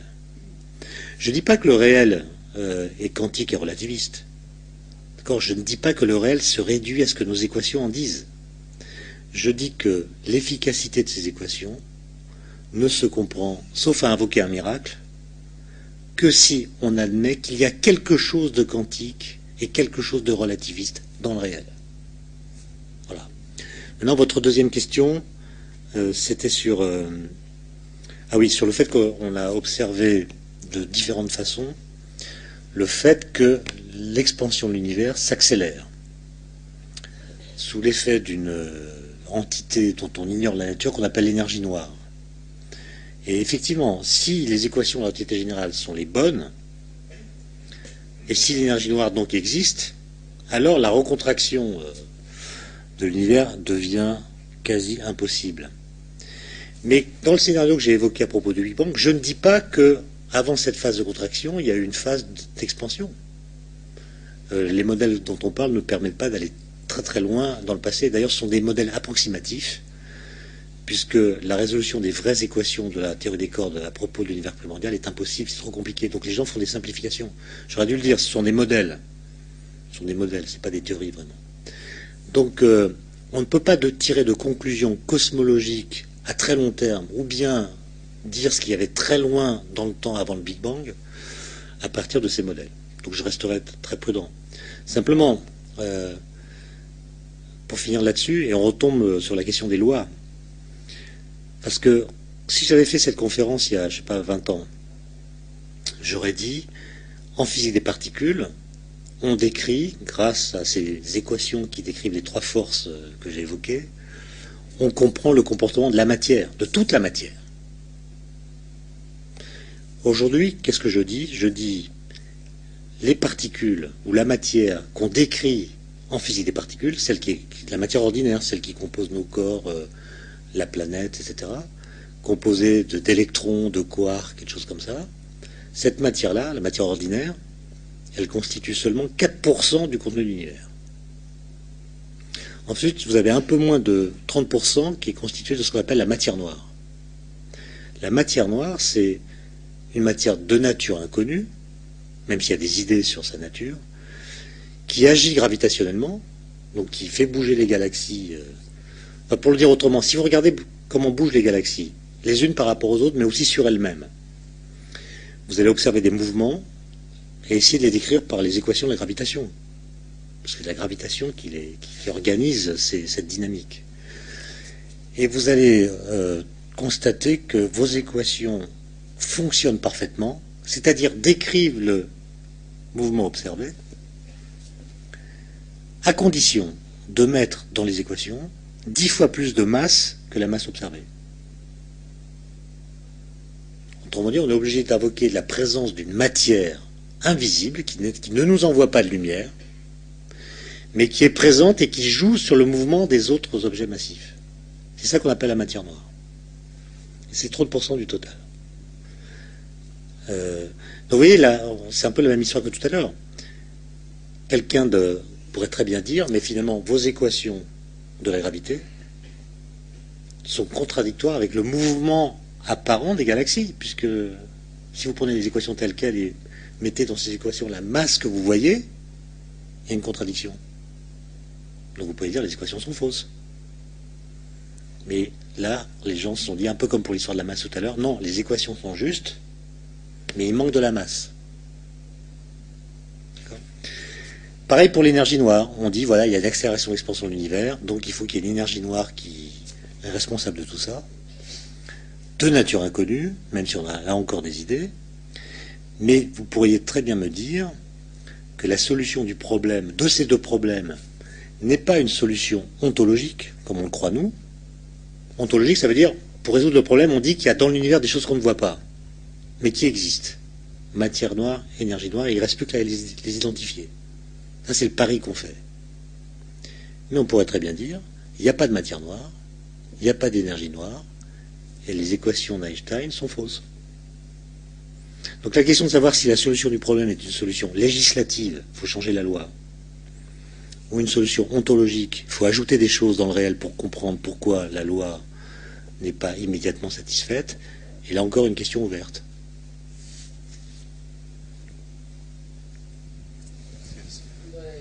Alors, ben de rien. Mais c'est bizarre, mais j'ai un peu donné l'explication tout à l'heure. Hein. S'il vous plaît. L'univers, en fait, c'est l'espace-temps. D'accord ? L'espace-temps se dilate. C'est ça qu'on appelle l'expansion de l'univers. Il ne se dilate pas dans quelque chose. S'il vous plaît. Je crois comprendre que le boson de Higgs a été introduit comme solution nécessaire à une équation mathématique, Ouais. dont je ne me rappelle plus d'ailleurs. Ouais. Dans ces conditions, quelle serait la nature de la relation, de l'interaction entre le boson de Higgs et les particules pour aboutir à la notion de masse? Ben écoutez, vous l'avez très bien dit, c'est la solution. Enfin, c'est pas la solution des équations, mais en gros, il s'agissait de comprendre pourquoi les théories qu'on utilisait dans les années 60 fonctionnaient bien pour décrire les phénomènes qu'on voit dans les collisions de particules, donc comprendre cette sorte d'efficacité dont je parle, tout en remaniant les principes sur lesquels ces équations étaient bâties. En fait, les équations nous disaient, voilà, les particules ne doivent pas avoir de masse. Et il y a 3 physiciens qui s'appellent Higgs, Englert et Prout qui ont trouvé un stratagème qui s'appelle le mécanisme de Higgs, qui a permis de réconcilier les données mesurées, le fait que les particules ont une masse, avec les principes de la théorie qui semblaient dire le contraire. Alors l'idée, on peut la dire de plusieurs façons, je vais en choisir 2. La première idée, c'est de dire, dans l'univers primordial, les particules n'ont effectivement pas de masse. Aucune particule n'a de masse. Et donc elles vont à la vitesse de la lumière. Vous savez, une particule sans masse va à la vitesse de la lumière. Puis tout d'un coup, il y a ce qu'on appelle une transition de phase, plutôt une brisure spontanée de symétrie, selon le jargon. Et tout d'un coup, l'espace se remplit d'une substance collante qui fait que les particules qui allaient à la vitesse de la lumière se trouvent freinées par leur interaction avec cette substance collante. Et donc elles ont une masse, elles acquièrent de la masse. Une autre façon de dire la même chose, c'est de dire, un peu comme je l'ai fait tout à l'heure, que dans le vide, il y a des particules massives, les bosons de Higgs, massives, c'est-à-dire qu'elles interagissent avec elles-mêmes, et c'est ce qui engendre leur propre masse, qui sans cesse entrent en collision avec les particules sans masse. Je vous donne une analogie qui va vous permettre peut-être de mieux comprendre. Si un martien arrive sur la Terre sans rien connaître des lois physiques de notre monde, et observe le mouvement que vous avez dans la rue lorsque vous marchez librement, le martien dira, bah voilà, un terrien marche à 5 km/h, sa vitesse de la lumière, en fait, c'est 5 km/h. C'est la vitesse qu'il a lorsqu'il est libre. Et puis le même martien, un peu plus tard, vous verra ici, au cocktail, je crois qu'il y a un cocktail après, donc vous allez discuter avec des gens, et puis à un moment donné, vous allez vouloir partir, et vous allez vous frayer un chemin parmi la foule. Et vous allez rencontrer des gens que vous n'avez pas salués. Ah, bonjour, comment vas-tu? Vous allez interagir avec eux, et le martien qui vous voit de sa petite hauteur, là, se dira, ah bah le gars qui marchait à 5 km/h tout à l'heure, il est très sérieusement ralenti par les interactions qu'il a avec les autres convives. Et il se dira, bah ces convives, ce sont les bosons de Higgs des terriens. C'est par les interactions que vous avez avec ces gens que votre mouvement est ralenti, et que pour un observateur comme le martien, il vous semblera, et lui semblera plutôt, que vous avez une masse non nulle. Est-ce que ça répond à votre question? J'essaye de comprendre. Mais j'ai une petite vous savez, remarque. on a tous des gens au travail, on sait très bien que quand on va les croiser dans le couloir, on va en prendre pour 5 minutes minimum. Ben, moi j'appelle ça des bosons de Higgs. Les gens qui vous... Sur ce boson de Higgs, s'il vous plaît, est-ce qu'il est toujours en état de concept ou est-ce qu'on l'a trouvé physiquement? On le cherche, comme vous savez. Pour l'instant, le LHC, il fonctionne avec la moitié de l'énergie qui était prévue au départ, parce qu'on a eu des petits soucis à cause d'un accident. On l'a pas vu, mais on va pas le voir, on va pas le reconnaître comme on reconnaît sa voisine de palier. On va le reconnaître parce qu'il faudra accumuler beaucoup de données, faire ce qu'on appelle des statistiques, des analyses, ça va prendre beaucoup de temps. Et donc je pense pas qu'on puisse espérer le voir avant, avoir la certitude qu'il existe avant 2012. Pendant tout 2011, on va prendre des données. Il faudra les analyser et si tout va bien, peut-être fin 2011, mais ça dépend de lui aussi, ça dépend de sa masse. Ça dépend de sa masse, ça dépend de ses modes de décélération, il y a des cas plus ou moins simples. Donc ce que je peux dire, c'est que s'il existe, il sera vu au LHC et pas ailleurs. Parce que les Américains arrêtent leur machine, qui était concurrente, et donc ça sera une découverte faite par le CERN. Et si on ne le voit pas en 2011, il faudra attendre 2013 pour doubler l'énergie du LHC et voir s'il n'est pas à des masses plus élevées. Enfin, disons, dans les 5 ans qui viennent, il y aura la réponse. Il me semble que vous avez essayé de nous expliquer que vous ne croyez pas à la transition entre le néant et l'univers. Et alors, cela veut dire que c'est l'infini, c'est qu'il n'y a pas d'origine au monde, et comment un physicien pourrait peut vivre, se réveiller le matin et se coucher le soir en n'ayant aucune explication et en pensant que justement l'infini existe peut-être? Moi, je dirais pas ça comme ça. Je dirais qu'il y a toujours eu de l'être. Voilà. Il se peut qu'il y a toujours eu de l'être. Il y a toujours eu quelque chose.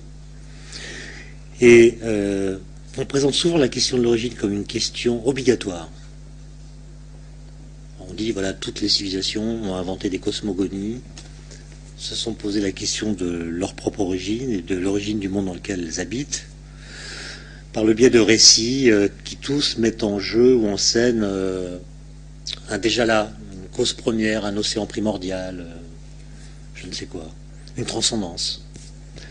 Et on présente cette situation comme étant universelle, c'est-à-dire les anthropologues l'auraient trouvée dans toutes les cultures. Mais c'est faux. C'est faux. Philippe Descola le dit très bien dans son cours au Collège de France. Lévi-Strauss l'avait déjà noté. Et surtout, il y a le contre-exemple chinois. Les Chinois ne se sont jamais posé la question de l'origine de l'univers, au sens où nous la posons nous. Ce qui veut dire que si c'était un physicien chinois qui avait fait le travail d'Einstein et un autre qui avait fait les observations de Hubble, il n'aurait jamais identifié le Big Bang à l'origine de l'univers. Ça, ce rapprochement, si vous voulez, c'est un fait de culture. C'est pas du tout un fait qui s'imposait logiquement. Et les Chinois, d'abord, n'ont pas de catégorie pour penser le néant. Ils pensent plutôt la transition, les transitions lentes. Enfin, moi, je vous répète ce que j'ai lu dans le livre de François Julien. Et ils pensent qu'il y a toujours eu quelque chose. Ce quelque chose ne cessant de subir des évolutions, des process indéfinis. Ce qui n'oblige pas nécessairement à penser l'infini, mais qui est la conséquence obligatoire de toute pensée qui n'envisage pas le concept de néant. Et la philosophie occidentale, avec l'histoire de l'être et du non-être, Parménide, etc., vous connaissez ça, elle a pris ce que François Julien appelle un pli. Il y a eu un pli dans la pensée qui a déterminé la façon dont nous avons structuré notre langage. Et notre langage est incapable de dire la transition dont vous parlez, pour une raison simple, c'est que notre langage nous rend incapables de bien dire le changement. Vous voulez que j'explique ça ou ça vous embête? Alors je vous l'explique rapidement. Vous savez que c'est les Grecs, encore eux, qui ont noté cette difficulté. Il y a une sorte de contradiction entre l'idée de changement et l'idée d'identité. Toute simple. C'est-à-dire que si une chose change, c'est qu'elle n'est plus identique à elle-même. Et si elle reste identique à elle-même, c'est qu'elle n'a pas changé. D'accord? Donc il y a une contradiction entre l'idée de changement et l'identité de soi à soi. Et donc, il faut prendre parti. Est-ce qu'on est partisan du changement, comme Héraclite, ou est-ce qu'on est partisan de l'identité, de l'être, comme Parménide? Bon. Et comment est-ce qu'on a résolu, nous, la contradiction dans notre langage? On l'a résolu d'une façon qui est quand même assez tordue, et qui est la suivante. Si je vois une feuille d'arbre qui jaunit à l'automne alors qu'elle était verte en été, je dis tiens, la feuille a changé.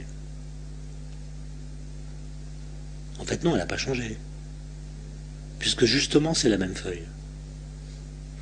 Alors que je pourrais penser le changement comme un remplacement. Je pourrais dire la feuille verte qui était verte a été remplacée par une feuille jaune. Elle a été remplacée. J'ai dit non, c'est la même feuille qui a changé. Autrement dit, quand vous dites que X est en n'importe quoi, une chose, un être, un objet, quand vous dites que X change, ce que vous dites en réalité, c'est précisément que le sujet du verbe changer, X, est précisément ce qui ne change pas quand vous dites que X change. Ah oui, c'est ça la ruse du langage. Le sujet du verbe changer est précisément ce qui ne change pas dans le changement dont vous parlez. Ce qui a changé dans la feuille, c'est pas la feuille, justement c'est la même. C'est sa couleur. C'est sa couleur. C'est une propriété secondaire de la feuille. C'est pas la feuille. D'accord? Voilà comment on a résolu le truc.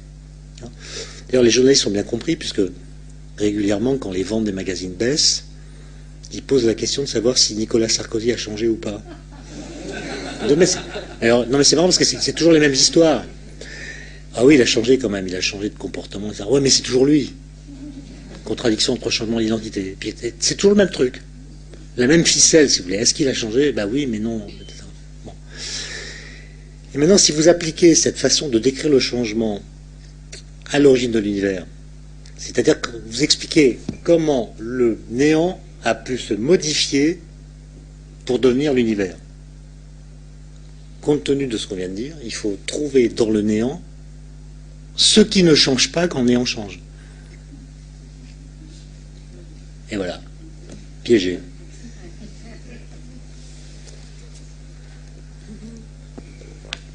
Oui, j'avais juste une petite question, c'était est-ce que l'observation des trous noirs, puisque c'est des objets réels qu'on a dans la galaxie qui ont une dimension de Planck, permettrait de résoudre un peu la physique des 4 lois, ou de comprendre justement, puisqu'on ne parle plus du passé, quelque chose qui n'existe plus, mais quelque chose qu'on a au présent. Sur ces histoires d'unification entre physique quantique et relativité générale, les trous noirs ont joué un rôle très important, grâce à Hawking d'ailleurs, qui a montré que les trous noirs s'évaporent. Quand on regarde la surface d'un trou noir, et on peut, dans ces conditions-là, marier la physique quantique et la relativité générale et prédire qu'un trou noir s'évapore. C'est-à-dire il émet des particules, il n'est donc pas complètement noir comme on le pensait avant. Maintenant, en toute rigueur, une théorie complète comme celle que j'ai évoquée, qui décrit les 4 forces, devrait nous permettre de décrire l'intérieur d'un trou noir. Mais comme vous le savez, les calculs sont très compliqués. Donc peut-être que c'est la bonne théorie, mais on ne sait pas l'appliquer précisément au trou noir. Ce qui est sûr, c'est qu'en ce moment, il y a une bataille farouche à propos du calcul de l'entropie des trous noirs, puisque dans la théorie de la gravité quantique à boucle que j'ai évoquée, ils peuvent faire ces calculs, en théorie des cordes également, et là, il y a un test qui va peut-être permettre de départager les deux approches, si vous voulez.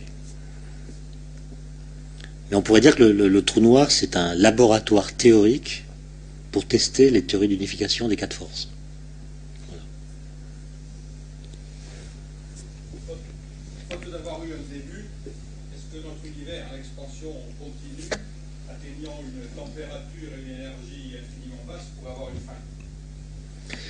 Mais moi, je pense que la question de la fin, c'est un peu comme la question du début.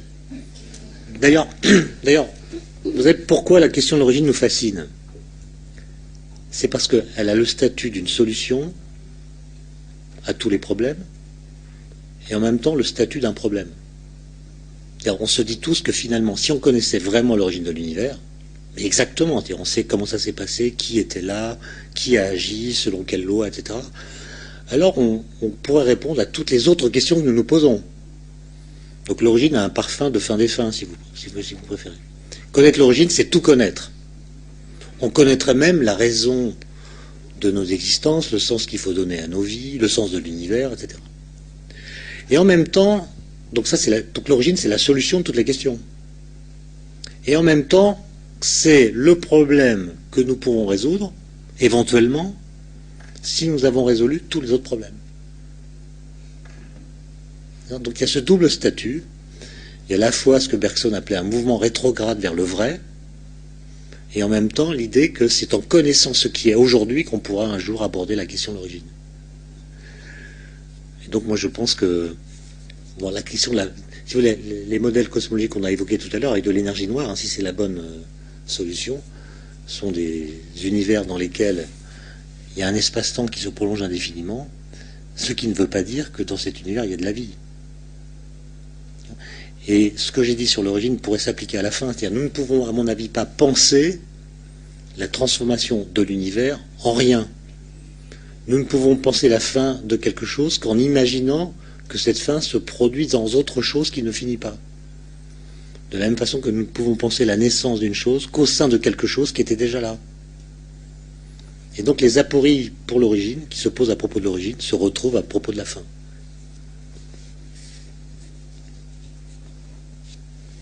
Parler de tout ça, c'est aussi parler de temps, non? Le début, la fin. Enfin, pouvez-vous évoquer ces questions? Mais la question du temps, oui, alors c'est une question un peu compliquée, comme vous savez. Mais je vais la prendre par le biais de la question de l'origine du temps. Est-ce que le temps a une origine? Et vous voyez déjà qu'il y a 2 sens du mot origine qui se retrouvent là. Est-ce que vous posez la question de savoir s'il y a eu un instant zéro qui est apparu, on ne sait pas très comment, et qui ensuite a engendré la succession de tous les autres instants d'après, qui constituent le temps. Donc c'est le premier sens du mot origine, c'est la question de l'étincelle. Il y a une étincelle, premier instant, et la question c'est de savoir comment ce premier instant, cette étincelle primitive, a pu engendrer une flamme. Il y a quelque chose qui dure. Ou bien vous posez la question de l'origine du temps, non pas comme instant zéro, mais comme question du fondement du temps. C'est-à-dire, est-ce que le temps émerge d'autre chose que du temps? C'est-à-dire, est-ce qu'il n'y a pas un substrat constitué de quelque chose d'autre que l'espace et le temps, d'où a émergé l'espace et le temps? Vous voyez ce que je veux dire? Oui, mais déjà, si on parle de l'origine, est-ce qu'on n'est pas en train de présupposer que le temps existe avant de parler d'origine?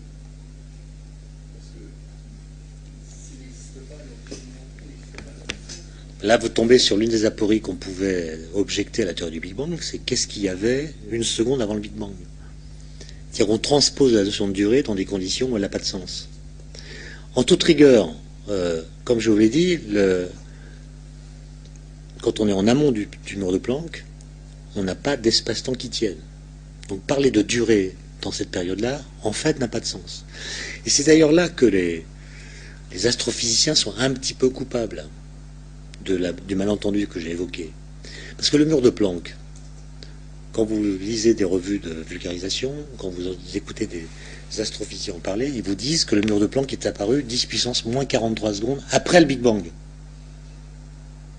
Sous-entendu, il y a un instant zéro, et 10 moins 43 secondes après, il y a le mur de Planck. Donc la façon d'évoquer l'impossibilité que nous avons d'extrapoler vers le passé utilise l'instant zéro que justement on ne peut pas invoquer. Et donc là, à mon avis, on crée de la confusion, et en toute rigueur, on n'a pas le droit de parler ainsi.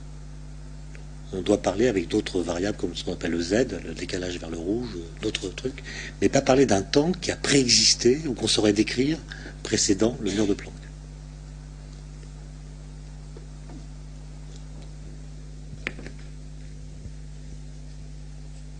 Moi, j'aurais juste une question, pour terminer peut-être.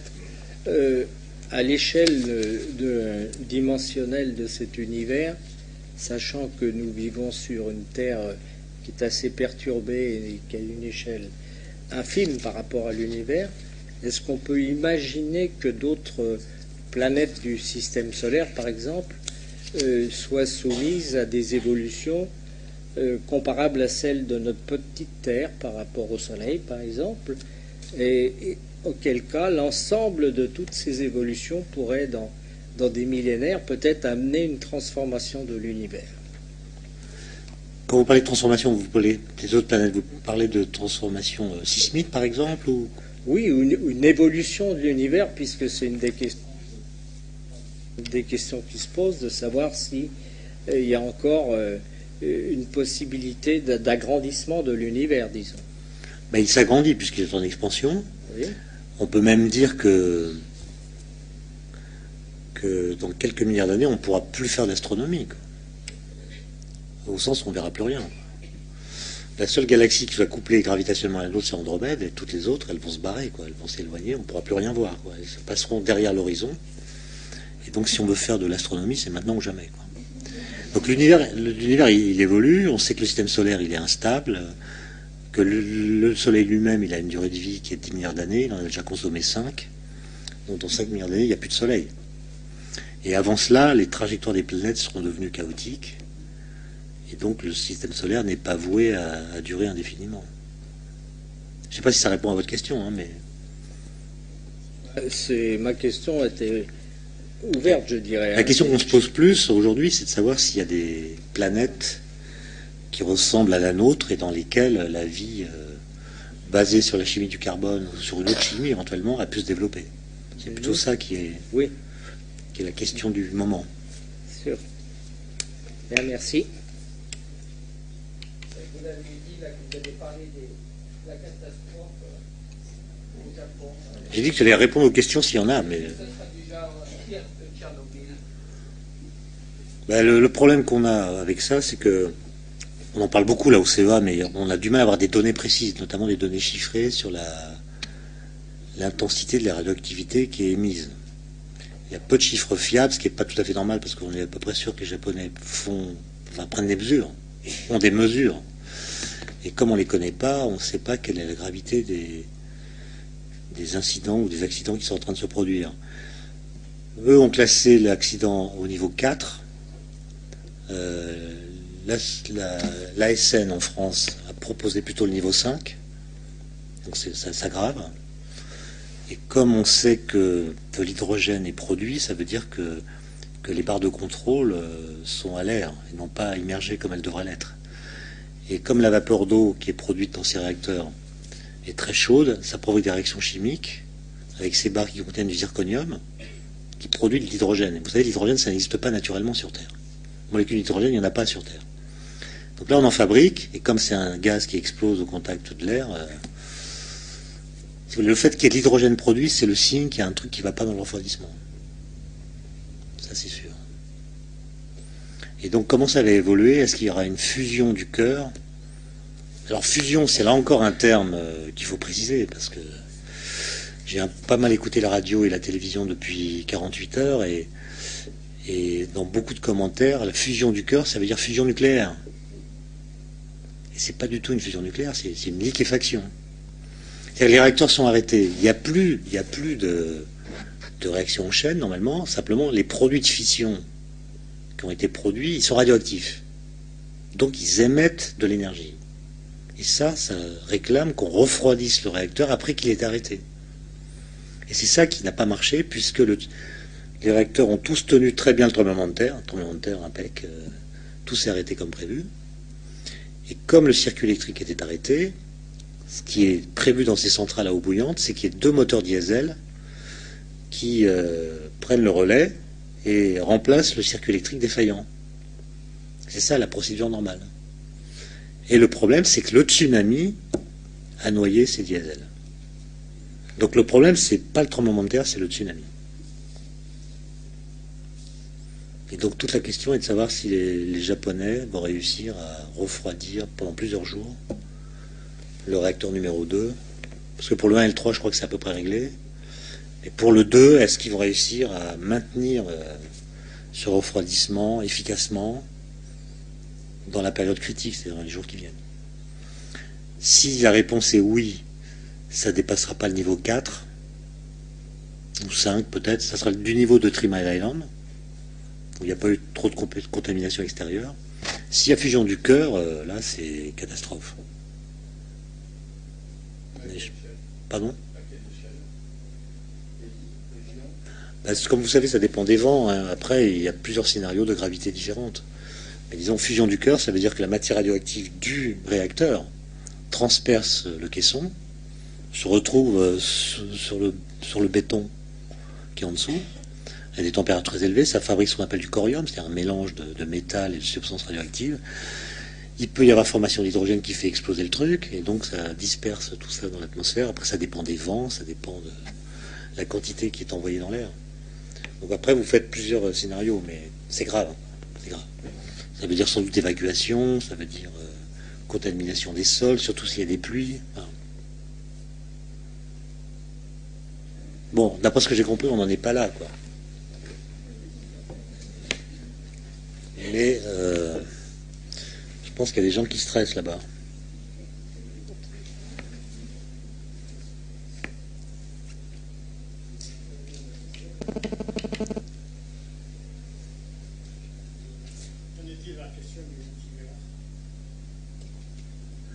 Ah, les multivers, bah. C'est une question compliquée, vous êtes d'accord? Bon, je réponds rapidement parce que c'est quand même très compliqué, mais disons, on a compris que la théorie des cordes, dont j'ai parlé, elle décrit pas seulement notre univers, mais qu'elle pourrait décrire tous les univers possibles. Donc, si vous croyez à cette idée, c'est-à-dire que la théorie des cordes décrit autant d'univers différents qu'elle permet de penser des univers différents avec des constantes physiques différentes. Donc d'après elle, par exemple, il y a un univers dans lequel la constante de la gravitation, c'est celle qu'il y a chez nous, la vitesse de la lumière, c'est pareil, la constante de Planck, c'est pareil. Et puis à côté, il y a un autre univers dans lequel la constante de gravitation est plus forte, et puis un autre dans lequel c'est la constante de Planck qui est plus faible, etc. Il y a plein d'univers possibles. Et ce qui est intriguant, c'est que quand on fait des simulations, on voit que notre univers, il est bien réglé pour produire du carbone, par exemple. Si vous changez un peu la constante de gravitation, en l'augmentant, par exemple, les étoiles crament beaucoup plus rapidement leur hydrogène et n'ont pas le temps de fabriquer du carbone. Pas de carbone, pas de vie. Et puis vous faites le même jeu avec d'autres constantes et vous avez l'impression qu'on est tombé dans le bon, quoi. Donc soit, ça c'est le débat qui se pose quand il est posé naïvement, soit vous dites notre univers est bien fichu puisqu'il a des propriétés qui rendent la vie possible et il semble que ces propriétés soient rares. D'où l'idée que peut-être il y a eu un dieu ajusteur, un dieu qui avait des tournevis là, et qui faisait ses réglages de constante de la lumière ou de constante de la gravitation. Il fait ses petits essais, il voit que s'il penche trop à gauche, les étoiles crament trop vite, donc il règle un peu, etc. Un dieu ajusteur, c'est le dieu des Bogdanov, si vous préférez.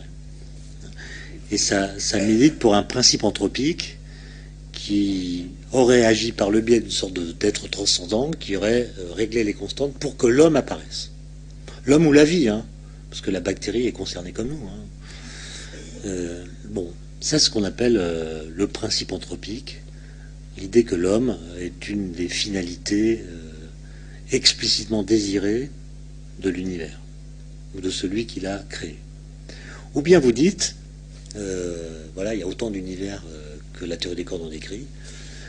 Il y en a plein d'autres à côté de nous qui ne sont pas viables, au sens où ils ne peuvent pas produire de la vie comme chez nous, mais ils sont quand même réels, etc. C'est ce qu'on appelle les multivers.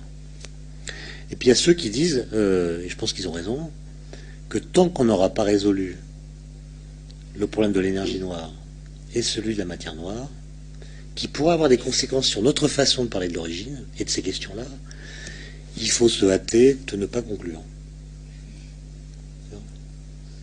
Il y a encore du noir à broyer, si j'ose dire.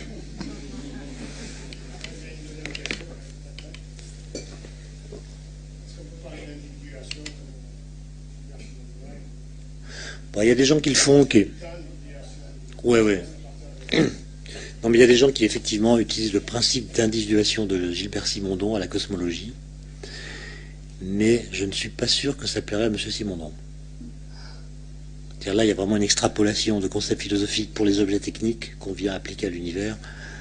Je pense que ça mérite discussion critique. Discussion critique. Bon, on ne se lasserait pas, mais néanmoins, cette discussion doit prendre fin. Alors, je vous invite à nous retrouver d'une part dans le hall pour les dédicaces autour du livre d'Étienne Klein et d'autre part en salon Élysée pour ce petit cocktail, effectivement. Merci à vous et de votre participation et merci à M. Étienne Klein.